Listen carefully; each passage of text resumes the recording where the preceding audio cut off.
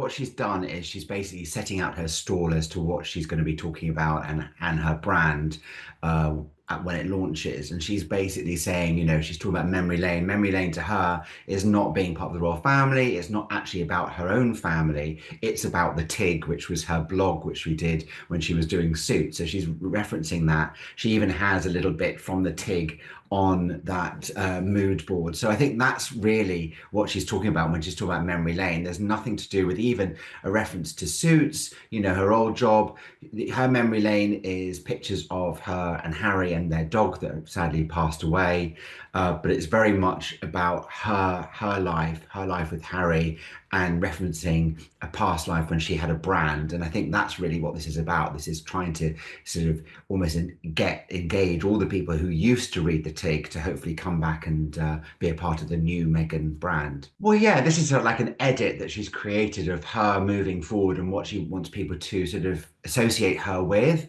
Even with, you see some of the little notices she's put on there about love and my bum and being bigger than my heart. They're all references back to when she was on the TIG, because that's got a TIG little motif on it.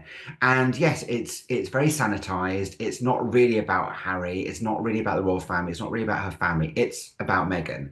And this is about her moving forward, her brand, and how she wants to be perceived. It's quite interesting when it says farm fresh eggs. Well, at the moment in America, the eggs are probably more expensive than that mood board.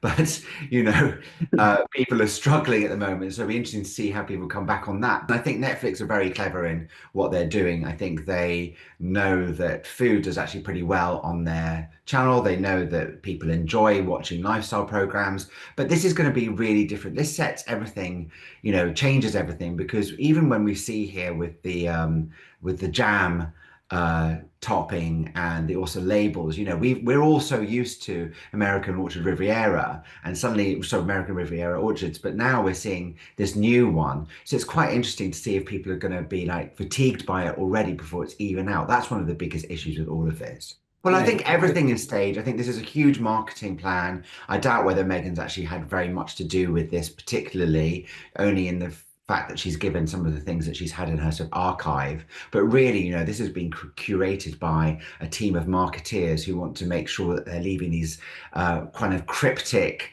mood boards, which hopefully will entice people to get more involved. Obviously, she's got 2 million followers now, which is a massive milestone. She's becoming a proper influencer. So it's very interesting to see how they're doing this. But, it's very sanitized. It doesn't have much personality to it, really. And it just feels like something you'd see on a Pinterest board. This is a way of marketing her brand, and it's very interesting. Meghan's got this personal Instagram site, but she's going to be using that to promote everything that she's going to be doing moving forward. So this really is her shop window.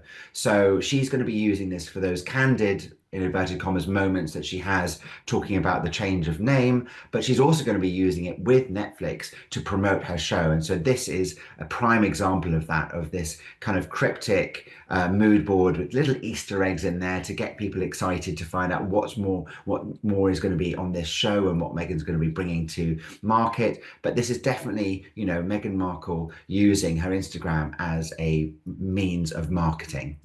There's a quote that she had on the TIG. So she's hopefully referencing things that will, evoke people to remember the TIG. I don't know how many people remember the TIG, to be honest. It was something that she was very, very passionate about. And she did create this brand, which was, quite similar to the early days of Gwyneth Paltrow's Goop, but never really got to as big as that. And I think Meghan has always wanted to really do that. So, when we talk about authenticity, this is what she's trying to do. She's trying to reference back to the stuff that she did, 6, 7 years ago, and show people that actually she was very authentic then. And actually what we're seeing now is just her being just as authentic, because it's been something in her DNA. So in many ways, it's kind of a good thing to do, because it's telling everybody, no, this isn't just a flash in the pan. I've been thinking about this for a long time and I'm very passionate about it.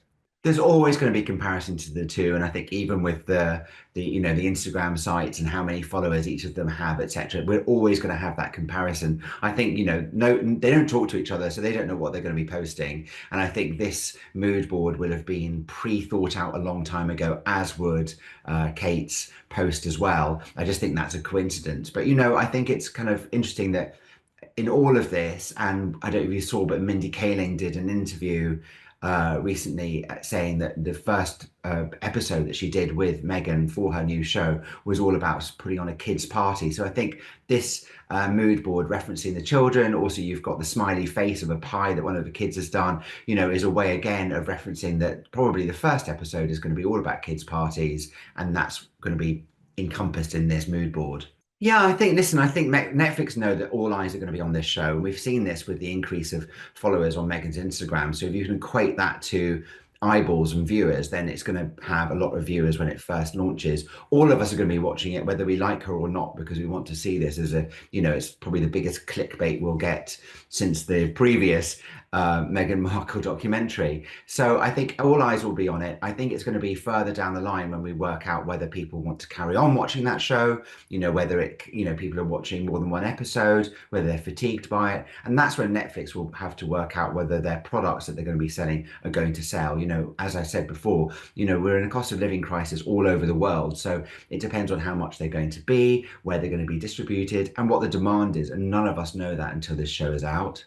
I think this is Meghan at her most authentic, and I hope that this is successful for her and for her family. I think that if it isn't as successful as she thinks, it could be a flop like the Spotify and just one season and that's it.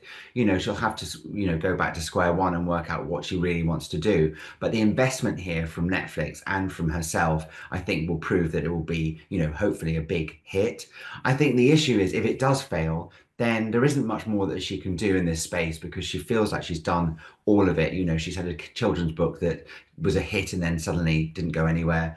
A cartoon that Netflix decided not to actually pursue. There's lots of things that she's tried and tested, but they haven't worked. So this is a prime example of, a lot of people investing a lot of time and energy to make something work. And I think they all hope that this will be her saving grace. I mean, normally there's a huge PR push for a show like this. You'd expect to see her on the sofa of Graham Norton or on a evening show in America, but they haven't done that with Meghan. I think that for many, many reasons, because she is such a polarizing character. Meghan is extremely careful, especially by switching on her Instagram and us seeing what she's doing now. All of it is extremely well thought out. None of it is spontaneous, as she wants you to think it is, but none of it is. I think it would have been a great way for her to get her personality across, because I think people have lost their view. They actually don't know who she is anymore because she's had so many different iterations and past and post royal family. It feels like we don't really get too much of her personality, only the one that she wants us to see. So, maybe I suspect she might have a book coming out, and maybe that's when they'll be using the PR push for her being on the sofa of shows. But I was expecting her to be on things like Jennifer Hudson show, etc. Which are Kelly Clarkson show, which are really safe spaces for anybody who wanted to go on them. But it'd be a really good way of her promoting what she's doing. But maybe we'll see that in the future.